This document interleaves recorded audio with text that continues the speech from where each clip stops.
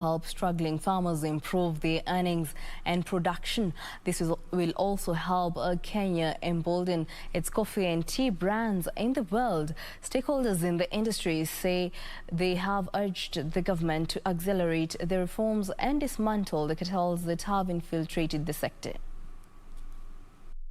The latest data from the Kenya National Bureau of Statistics shows that the quantity of coffee exported plunged 19% to 2,129 metric tons in January 2021 from 2,639 metric tons in 2020.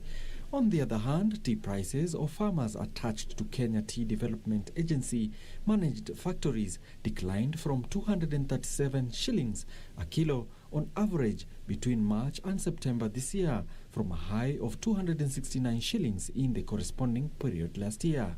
The figures indicating that coffee and tea production continue to struggle. Naona hata hii bili imetengenezwa ya majani chai, hata hii ya kahawa. Kuna mahali itafika mkulima anagonga ukuta. We want the government to get involved completely when it comes to marketing. If it is connecting farmers with the buyers abroad, that is the responsibility of the government. To turn their fortunes during the tough economic challenges, farmers have been challenged to take advantage of government funds to sustain their businesses. Ukiangalia hospitality, mahoteli zimefunga, kila pahali watu wameathirika sana. Kwa hivyo tunahimiza watu yetu wale wamepata nafasi ya kupata hii pesa ya uwezo, kwa sababu haina lipa, haina interest na iko na grace period ya 6 months. Waende wanjalipu kukuza ama kuongezea biashara zao zile zilikuwa zimeanguka.